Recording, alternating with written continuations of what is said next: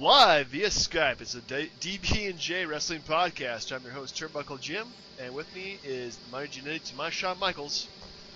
Oh man, Fast Count Brian. I thought it was more like Edge to your Christian, but no, you're more of my hawk to my animal. Okay, can I be Devon to Bubba Ray? Yeah, I'll give you that. Okay, that's fine. That's a compromise. That's good. Anyway, folks, we're going to do our quick Raw rundown, which is more really got to run it down because Raw sucked this week. I was about to say, yeah, you can't get more convenient than running down the rundown. Yeah. And then do our review of WrestleMania Royal Rumble 1998. Finally moving to the 98s. Kicking off the road to WrestleMania. Yeah, definitely. Starting out the long and boring road that is WrestleMania. And then finally we're going to do, I guess, wrestling trivia. You up for that? Oh, absolutely. What's the worst I can do? Lose? I mean, it's fine. That's right. I think I have the belt for that right now, don't I? You do. But, you know, hey, if I don't get it right, I still learn something. That's true. We always learn something every day. Then our top 5 matches, which our top, we picked a wrestler to give it to the other person. And my top 5 was for Kane. Your top 5? Ric Flair. Woo! All right, ready to get started? Yeah, let's do it. All right. Well, we're not going to do, of course, a rundown of Raw, like match by match, but overall, I would give this a below F. Ooh. Well, why is that good, sir? Well, multiple reasons. Number one, Nikki Bella. What the fuck?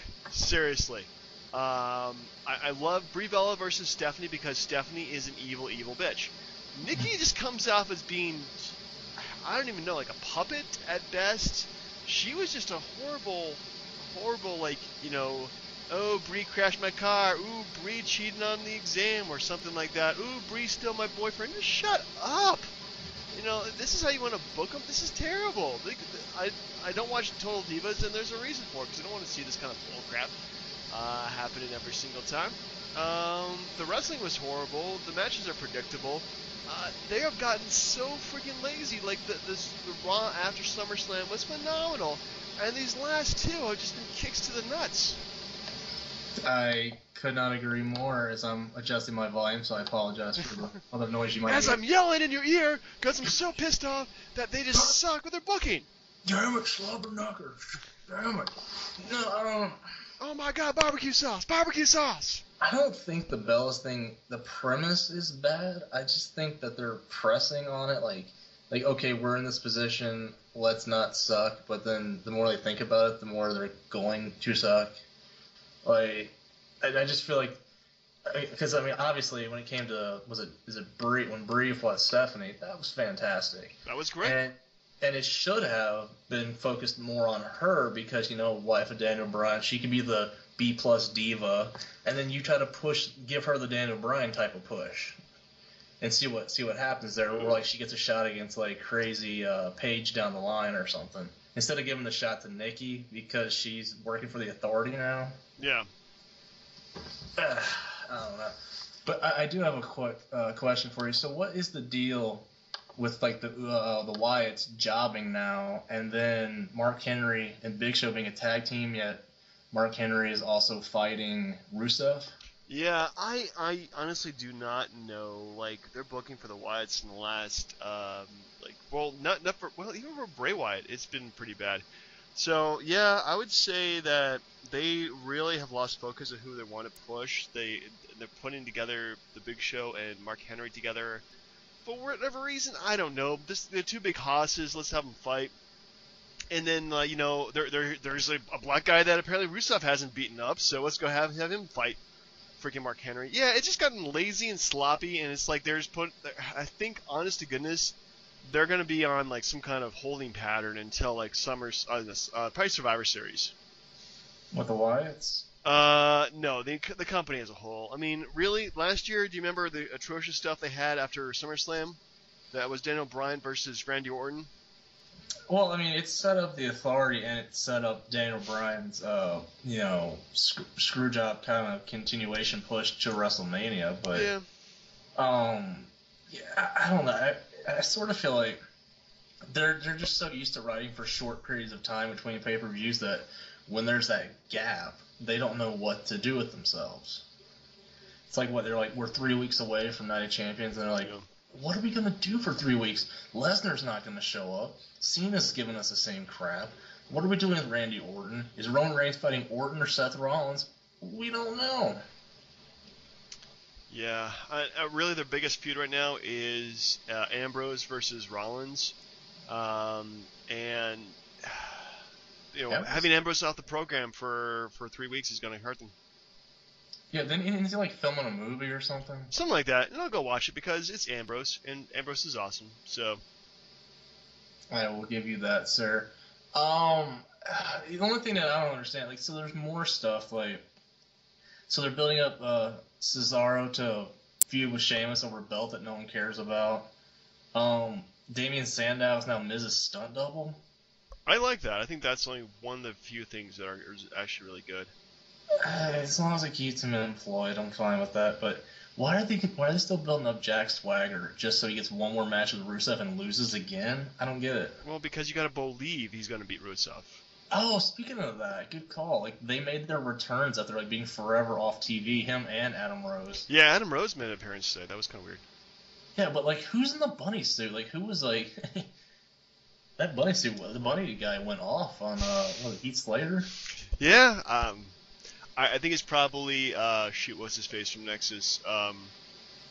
Darren Young. No, maybe Darren Young. I don't know. Ever since went out of the closet, I haven't seen him on TV. Man, that was just. Anyway, yeah, Raw just felt like it belonged back in like 1997 when it was really uncomfortable to watch. Actually, you know what? Raw was pretty decent back in '97. What am I talking about? Raw felt it was like from 2000 and. It just felt bad, It just felt bad and just poorly produced. And for whatever reason, they're inviting Michael Sand to come out to give his side of the story. I mean, he's not gonna show up because he got a job with the Cowboys practice squad. Yeah, I'm not making any jokes about no more homosexual jokes there, but still, it's obvious. That's fine. Yeah, it just, man, I honestly do not know what to say. Like, honestly. They gave like the janitor like a chance to write Raw is what it felt like. It was just so freaking horrible. Well, I mean, just for a quick minute, what would you have done instead? What would I done instead? For this week's Raw? Yeah. Ooh, that's a good question. Well, if you give me 15 minutes, I probably would give you something even better. But I would have cut the Divas match. Okay. Cut out the whole Nikki thing. Just pull out the Nikki Brie segment. Done like a tag team match, maybe between AJ Lee and Brie versus, say, Paige and Nikki. Mm-hmm. I would have probably made the main event less convoluted because it just felt like, oh, we're just gonna fight just to see if Cena still has the ability to take on Brock Lesnar. Don't get me started with that whole angle. That's just terrible. So yeah, there's a lot of stuff I would have just totally changed, and I think the Divas part, which I'm glad they gave him the booking for that, has just been horrible these last few weeks. See, I would have added something else to that. I would like have like a jobber versus jobber match, like why? I'm not mean like a jobber, but like Kofi Kingston fighting just some random guy, like Zack Ryder. Pretty much, but Ryder was with. Ryder was with Rusev, I think, wasn't he? Yeah, well, honestly, like, stop doing those matches. Just stop them, okay? Because we've already seen what Rusev can do, and it's just, we don't need to see it every single week in and week out. Come on. But my thing is, like, so you have, like, those two guys that no one's really following, and they have no angles, and you just have Bray Wyatt come out and just bulldoze through both of them to give him that edge back from getting his ass kicked by Cena like he did. Yeah. And then, he really needs to get his push back because that's been horrible. And same thing for the Wyatts, just like for was it Harper and Rowan, just have them go like when the Usos fought. What was it like? Was one of the Usos fight Goldust or something? Yeah, it was that, and that ended with I don't know why they've turned Goldust and Stardust heels. I mean, the whole thing doesn't make any sense. Stardust doesn't make any sense, but then you could have the Wyatts come out, bulldoze through those guys, and make it a triple threat tag team match. That would be cool. Yeah, they really need to have like some creative shots that ran the balls because it's just been terrible. Indeed. I agree. I would give it an H minus. H minus. Wow. There isn't a letter in the alphabet low enough to give this Raw. Oh, how about like a -12? We'll just start making up letters here and just start giving it to him. It was just so bad. I'm Anyway. just gonna give Raw the middle finger. Eat that. It's Triple H. Alright. So, ready for a little trivia? I am. Yeah, let's do it. Okay. Let me go ahead and see if I can find a suitable trivia question for you. Worthy of your knowledge. Crud. Is this gonna be like? Oh man, who won the WCW tag team titles as a member? With one was WCW and one was the NWO at the same time. Wow. Maybe Sting? Yeah, it was like Sting and the Giant, but then Sting joined the Wolfpack like right after that. Right, and the Giant decided not to? Yeah, he was still in the black and white, I guess. How about that? Okay. Did you ever see the god awful gimmick where like, he used to come out and just like smoke cigarettes when he was walking to the ring and all that? What are you talking about? The Giant? Yeah. I vaguely remember that. It was terrible. And if you guys want to see wrestlers endorse smoking, watch it on WWE Network. Only $9.99. Oh my god, it's starting to become funny again. It is starting to become funny again. Oh man. I'm sorry, trivia, yes? Yes, wrestling trivia. I'm not prepared for this at all. Isn't that kind of sad? Oh, well, I'll give you a minute. How about the fact that they added the Nitros and some Attitude Era Raws to the network now? Have you been watching the Monday Night Raw? Monday Night Raw, but the Monday Night War? Yeah, well, no, I haven't, because honestly, I've seen so much stuff about it. It just seems rehashed to me, no matter in what format you do it in. Well, they have like new interviews with Scott Hall and Kevin Nash. Great. What are they gonna say? Like we were freaking assholes who had feuds with Hogan and Savage, and Hogan this, Hogan that, finger poke of doom this. I mean, there's really nothing they could add to it that I would want to know. I don't know. I mean, how about everybody just be honest with themselves? Like, how about Hogan sit down and be like, I did kind of run this company into the ground. All right. Well, you tell you what. You know what? I'm stupid unprepared for some reason. I just thought I was going to pull something out of my hat, but apparently I can't. Do you have a trivia question for me? If how about we do it after the retro, and then that'll give me a little bit of time to get you something. All right. Sounds good. All right. So starting off with the Royal Rumble 1998. So what'd you think of this pay-per-view? Honestly, the Royal Rumble was like my favorite pay-per-view, and this one.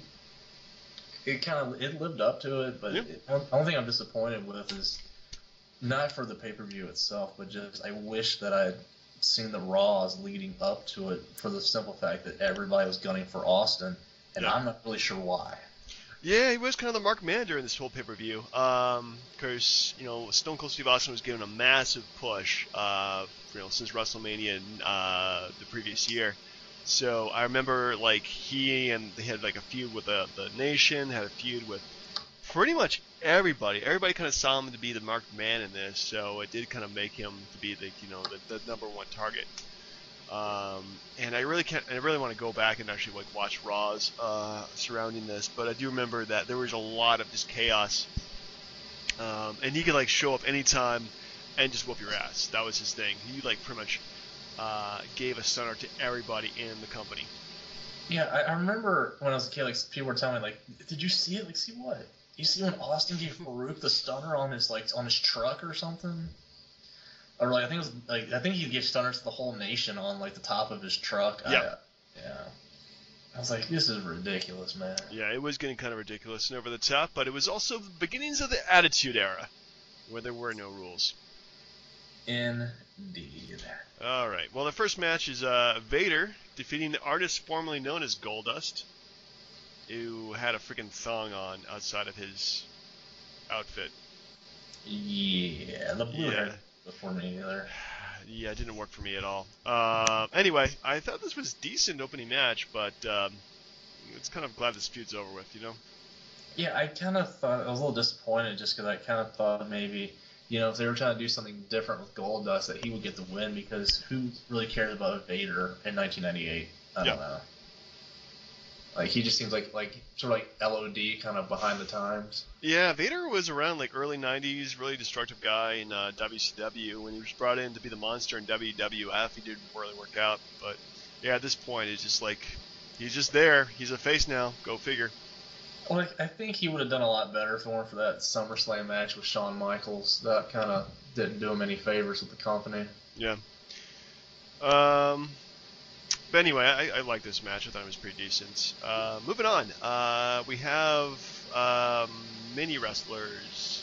He would tag with Sonny as a special guest referee. The only good thing about this match. Yeah, those are very appropriate wrestling referee shorts. Yeah, those are great with the zip ups. Yeah. Speaking of that, you mean see if I can get her autograph for you when I go to that wrestling show? As long as you don't bring back herpes, let's go. Well, it depends on what she's autographing, what I'm autographing. Yeah. True that. Hey, no, but yeah. As far as that goes, like I guess I told you before we got on here, like that stuff just got played out to me. Like I'm really tired of midgets, taking up my pay-per-view time. Yeah, I think this is pretty much the last time they used midgets. I mean, if it wasn't the last time, it's pretty close to being the last time. They were really running out. I mean, it's sort of like if you're paying for it, you should get something better quality than that. Like, if it's on Raw, so be it. But I don't want it on a pay-per-view where you spend your hard-earned money to see it. True. Yeah, I mean that's like $30 I think back in the day, and it's like you don't want to spend that watching freaking Mexican wrestlers or freaking midget wrestlers. It's gimmicky. Next up, we have The Rock defeating Stone Cold Steve Austin by disqualification. Stone Cold defeated Ken Shamrock. As he puts the brass knuckles, he used to knock out Shamrock in Shamrock's tights, tipping out the referee and making the referee reverse his decision. I thought those guys did pretty well together. Yeah. I honestly thought, maybe like it would have been served better for WrestleMania, which in fact they did wrestle again at WrestleMania. No, they didn't. I'm pretty sure, yeah, Rock and Shamrock had another match. I'm pretty sure they did, but it was Rock versus Farouk at WrestleMania. No, Farouk was in the Tag Team Battle Royal. No, he was. Well, okay, tell you what. In a couple weeks when we watch that WrestleMania, I mean, I will live action Google it, sir. Just because I want to make sure that I am right. Or you are right. You know what? Holy crap! You know what? I was wrong there. He did fight Ken Shamrock for that. I don't know why I was thinking he fought Farouk. Well, I mean, it would have made sense, to blow up the nation like that. Yeah. Because, I mean, they pretty much kicked Farouk to the curb, and then he, joined up with Bradshaw and became the Acolytes. True story. But, I mean, as far as that match goes, it started the kind of familiar trend with Shamrock, where he didn't really have normal finishes to matches. Like, he couldn't lose, a normal way, but he couldn't win a normal way either. Yeah.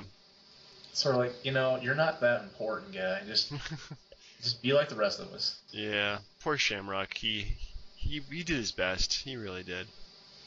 Anyway, next up we have our nemesis. Legion of Doom, Hawk and Animal, defeated the New Age Outlaws via disqualification. Yeah, if I'm not mistaken, and I really feel bad if this is not how it went down, but didn't they powerbomb him through the table, or Hawk had Animal had a bad back? Something like that, where he's just and he couldn't continue the match. Yeah, no. Yeah, they did a chair shot on, I think on Animal. Yeah, that whole thing. It's just, and didn't they take a break from TV for a while and then came back as LOD 2000? That's true. Always we put the 2000 after a name, it makes it more futuristic. Yeah, I like putting 64 on video games. Because the N64, that's what it was. It was 64 bits. It was very appropriate for the time. It was a great time. I kind of felt I mean, I get they're the New Age Outlaws, but I kind of felt like they needed better opponents than an LOD team that they were making look like fossils. Yeah, that's true. Yeah, at that point there really wasn't that much of a competition. In terms of tag teams at that point. I think that was kind of a lull of tag teams, and they really did not have the kind of tag team I've seen the word tag team way too many times, but the kind of tag team renaissance didn't have until the early 2000s. So I agree. I know that at WrestleMania they fought Chainsaw and Cactus Jack, but I guess they weren't a tag team at the time. yeah, I mean they weren't really a tag team, if you know what I mean. They were just Mick Foley hanging out with Terry Funk. Getting the crap beat out of them. Yeah, I don't know. I wasn't really a fan of the match. I mean, Yeah. And I feel bad for saying this, but while the New Age Outlaws was the best thing Billy Gunn ever did, yeah, I can't look at the guy without thinking that he married, Chuck. And I feel bad every time or that he was a makeup artist, wrestler in TNA, giving makeup tips to wrestlers, and then he was the smoking guns. I'm like, he had a lot of bad gimmicks. He did have a lot of bad gimmicks. It's kind of, once you had a good gimmick, you want to keep that for as long as possible. But Mr. Ass was just a bad gimmick. Can I give a shout out to The Rock just for having to wrestle him at WrestleMania? At SummerSlam. Yeah. You use your top company guy. I know we're going off on a tangent, but the top guy in The Rock, and he's fighting Mr. Ass, who just because he won King of the Ring that year, which I don't understand that either. But they were trying to make a new guy to be, the next main eventer, and they just really failed. Go figure. He's the only King of the Ring guy that never really got a main event push. I mean, even Owen Hart feuded with Bret Hart for the title. True. Regal, that's not the point. No, so after this is what? The Rumble itself? It's the Rumble itself, which is not the main event, unfortunately enough. I think it should always be the main event no matter what's underneath the other card.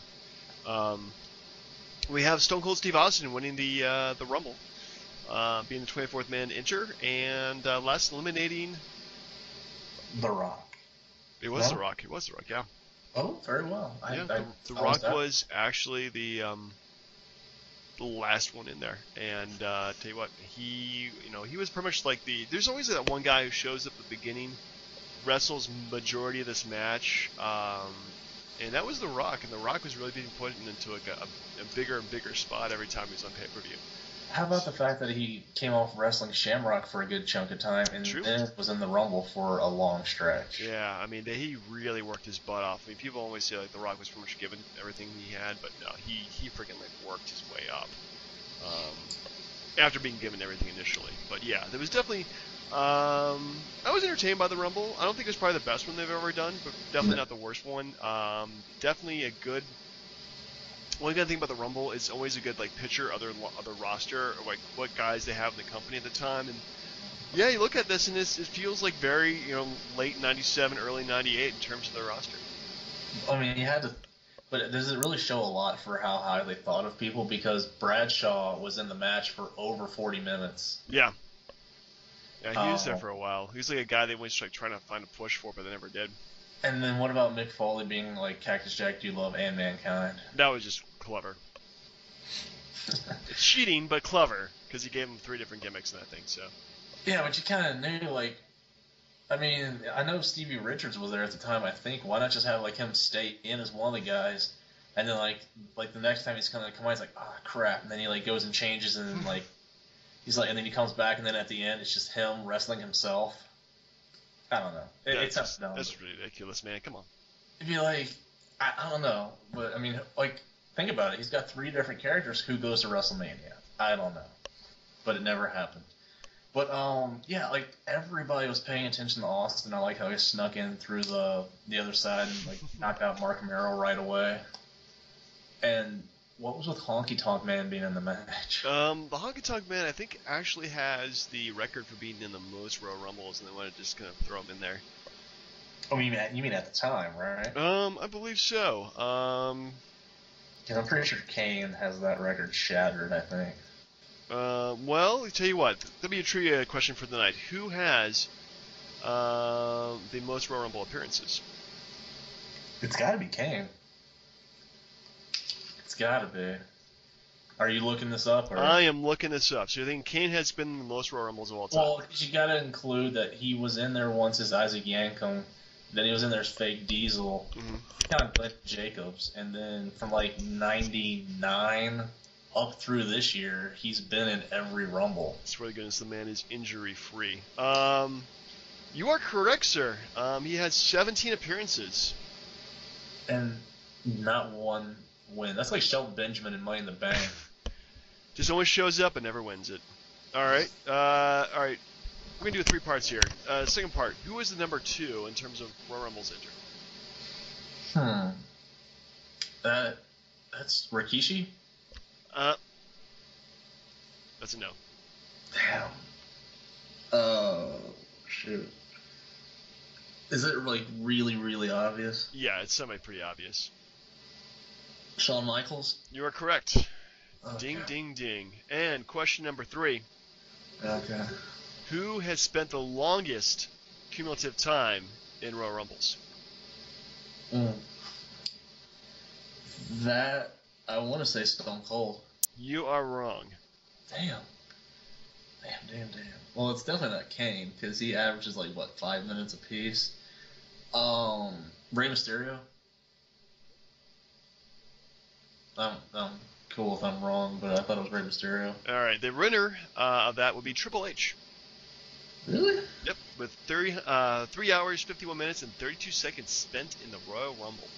Yeah, that makes sense, because he had like 2 or 3 appearances where he was like one of the first 2 or 3 or 5 in there, and he stayed till the end every time. Yeah. So I didn't even register him because he didn't really wrestle in a lot of Rumbles to begin with. Yeah, you just kind of forget that he spent much time in there, but he has won his fair share of Rumbles, I believe. So. I mean, just the 2002 one, I think. But man, like, I really thought it was gonna be like, oh well, that's fine. I still got 2 out of 3. Yeah, he just won 1, which is in 2002. Anyway, so now we've done trivia. Want to do our top 5 matches of all time for our wrestlers? Sure. And I think since you have the clearly harder choice than I did, would you like to go first, sir? I would like to go first. You gave me the Kane, which looking at his resume. Actually, you know what? We forgot to do the Shawn Michaels match. Oh, the Shawn Michaels Undertaker match? Yeah, casket match. Kane comes out at the end, burns up the Undertaker's coffin. Yeah, we didn't really miss much. Yeah, we didn't really miss much at all. Very predictable. predictable. But Shawn Michaels did get a career-ending injury. It started because when he hit his back on the casket. Yeah. Oof. This was looking at that. It just looks so painful. I mean, how about the cheesy thing where the whole lighting the stupid casket on fire? Like they were like, oh my god, he's still in there. I mean, there's got to be a reason they put it exactly right there. I don't know, it's like maybe a trap door. It's not like Undertaker has a lot of like crap, like we have to suspend like any belief whatsoever. Wait, you telling me this guy doesn't have any supernatural powers whatsoever? I mean, maybe, but did you ever see the '94 Rumble where like he was put in the casket by Yokozuna and like 15 other people, and then like lightning strikes, and then he speaks from inside the coffin, and then he rises up from the coffin up to the top of the arena? It was no, I completely missed that. Yeah, you should watch that if you ever want some really cheesy Undertaker history, but I don't know. Like, I mean, it clearly set up, Undertaker and Kane, but would it have been the worst thing for those guys to feud for the belt? I mean, well, no, they wouldn't have because Austin would have fought him. Yeah. No, Undertaker and Kane was still good at the time. I'd say it was pretty damn good. So anyway, we do need to give a grade to this pay-per-view. What would you give it? I'd give it a B+. Just because, like, I'm always a fan. If the Rumble match itself isn't horrible, then it gets a passing grade for sure. Okay.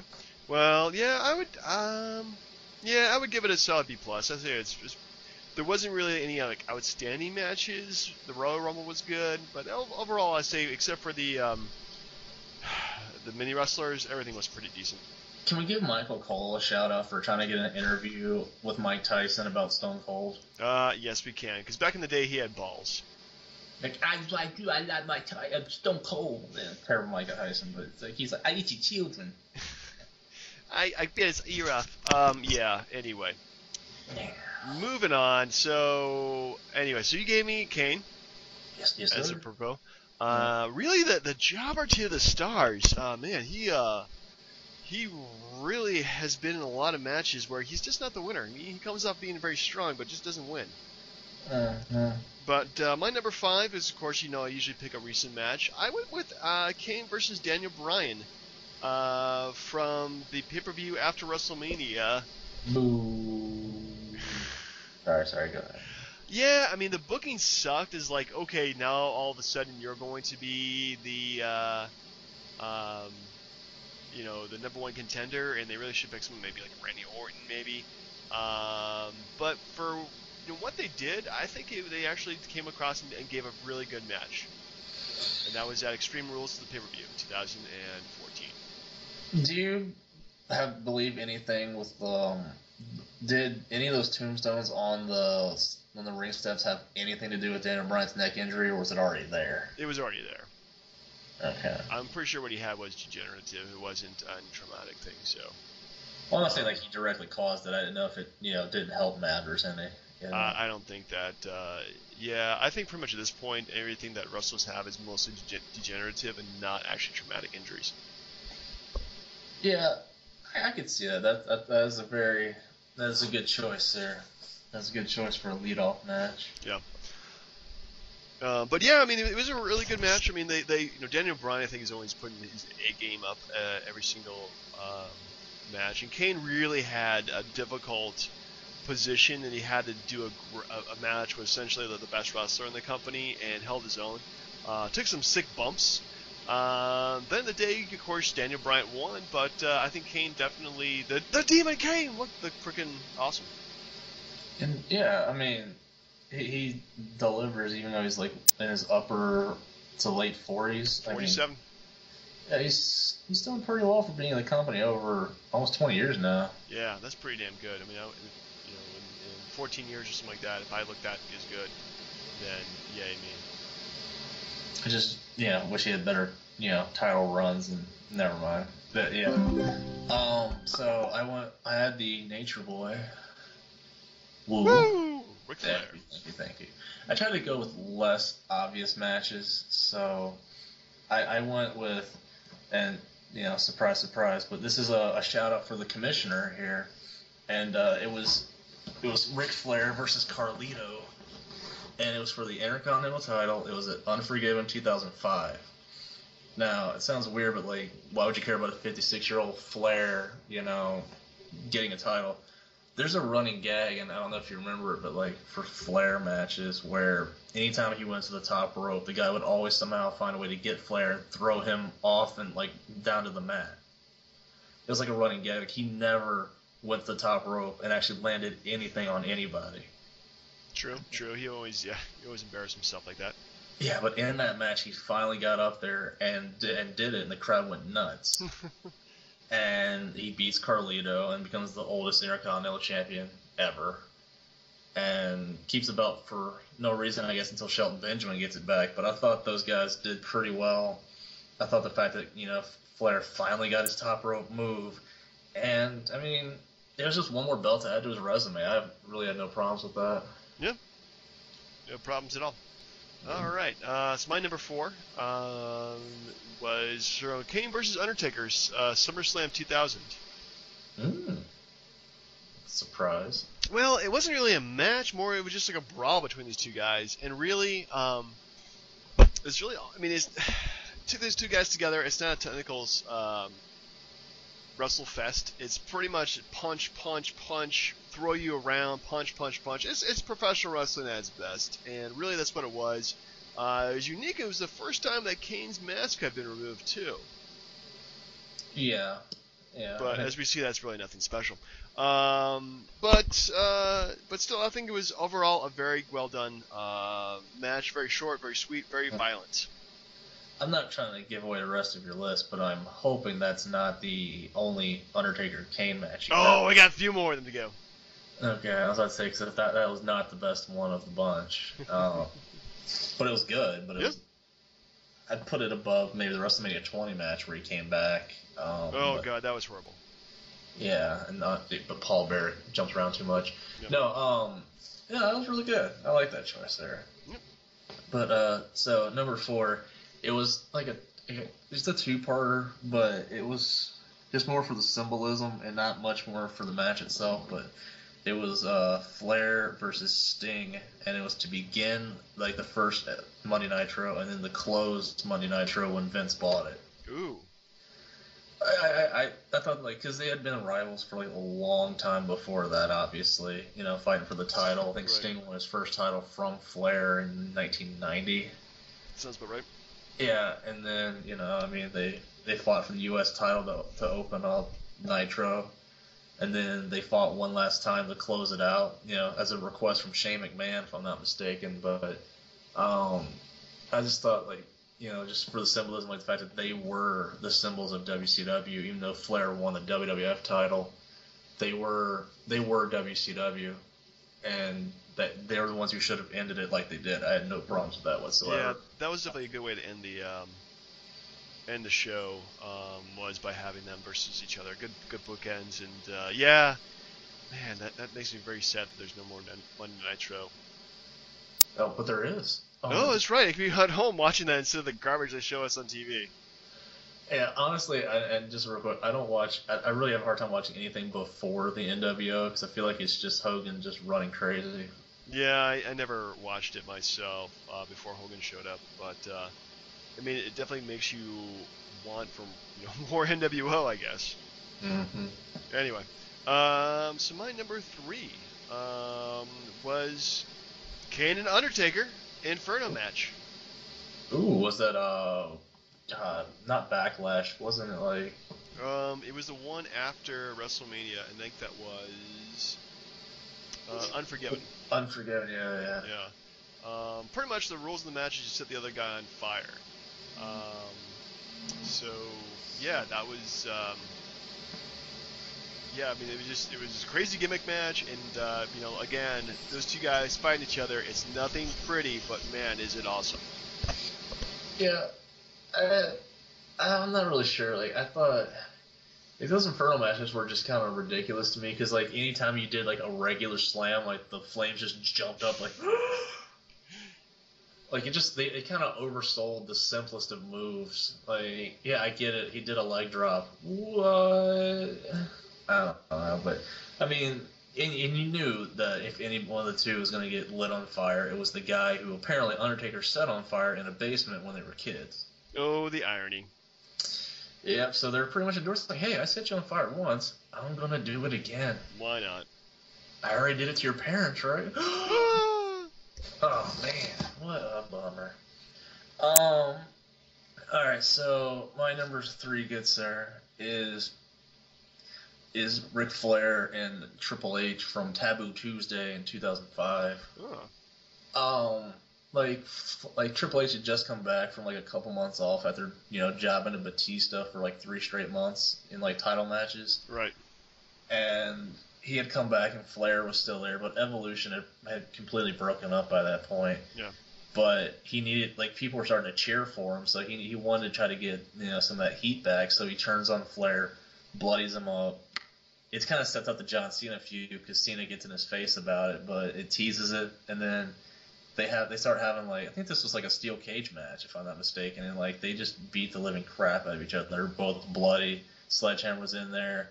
Like they were obviously really good friends, so they obviously told a really good story. And I'm not exactly the biggest Triple H fan, but I thought that it told the story because even Flair at that age could still deliver, and he took it to Triple H, and I thought they had a really good match. Cool. I gotta check that out sometime when I get a chance on the WWE Network for $9.99 or $12.99 without a 6-month commitment. Yeah, how about that? Anyways, my number 2 is kind of an odd choice, but I did actually do a little research in terms of what was the best Kane matches of all time, and this one popped up actually in the Bleacher Report. Kane versus Shane McMahon, the ambulance match, Survivor Series 2003. Oh, nice. These guys gave it to each other in ways I have never seen before. I mean, really, Kane is the boogeyman. I mean, Shane McMahon drives an SUV over him. He hits some, a bunch of kendo shots with the kendo stick. Jumps off the top of the roof of the ambulance onto Kane, gives him pretty much the his version of the Van Daminator. It's a pretty awesome match, actually, and you gotta wonder, Shane McMahon, why didn't you try to do professional wrestling full time as opposed to doing it like every, twice a year or something like that? Didn't Shane have that one spot where he would go to like the top of like the Titantron and like jump off of it? Yeah, like he did some crazy stuff. Like I'm surprised he's not dead.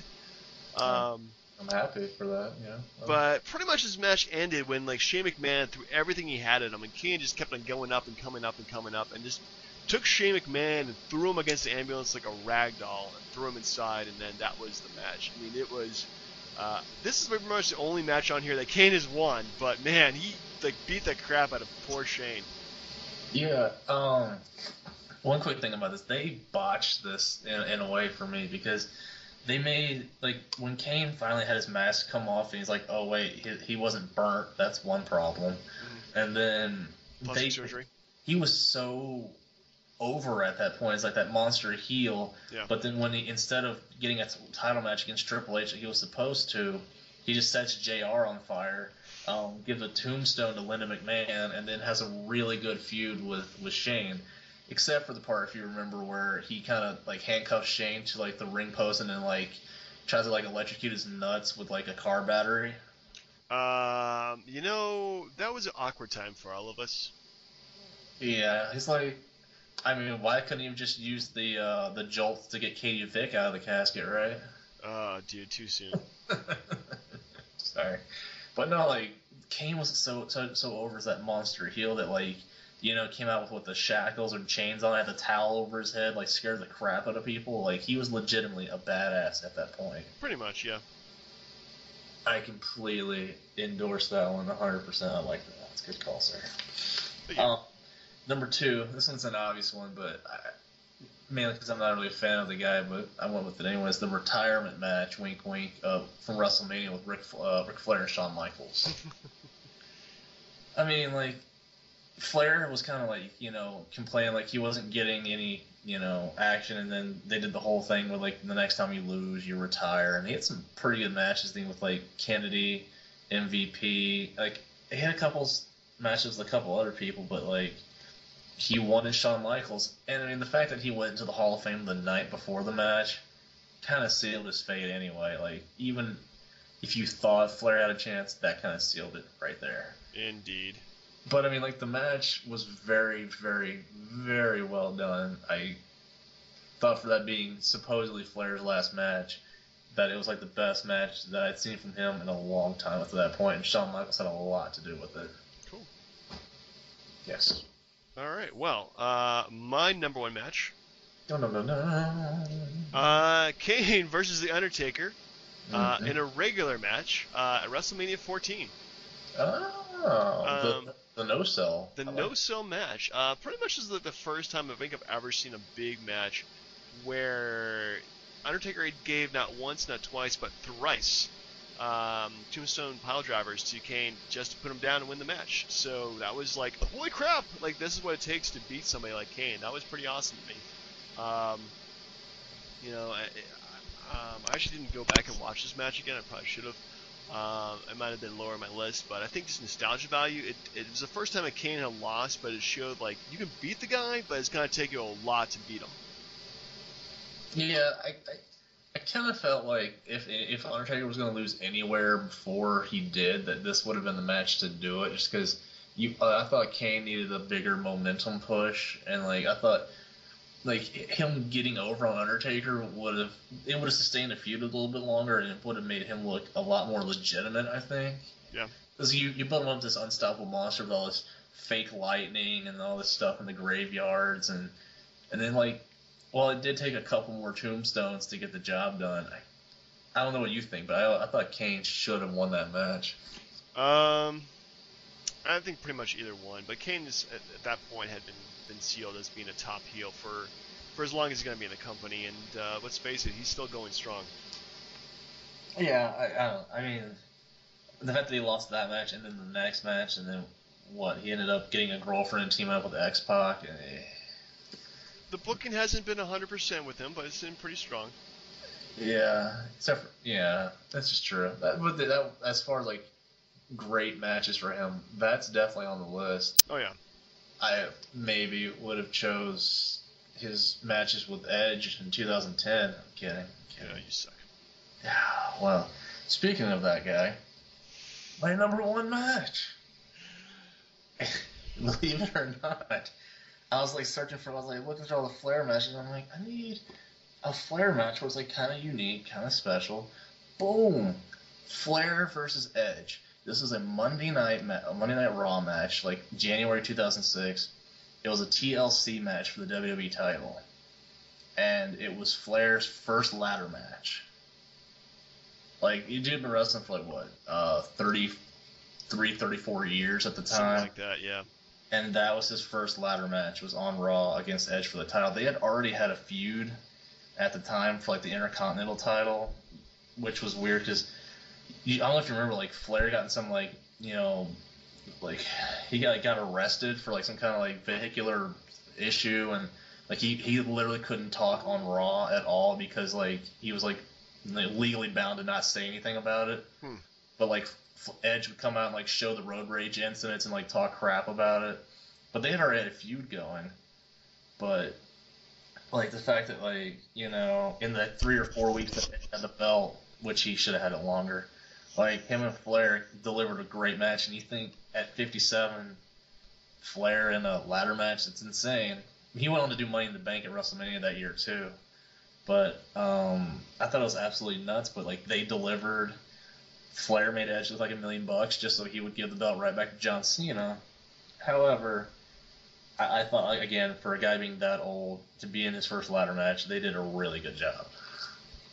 Well, that's interesting and match. Good choices all. Except number one, right? Yeah, I don't know about that one. Like, come on. Edge love, man. Your list is pretty much for the most part post Ric Flair returning to WWE.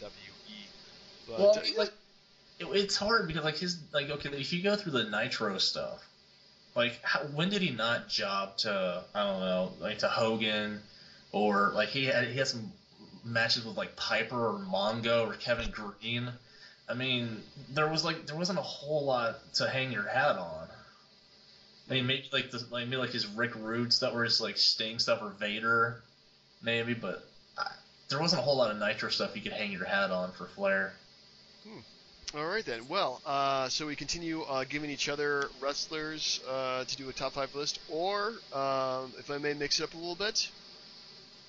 Do like a gimmick, a type of gimmick match or something like that.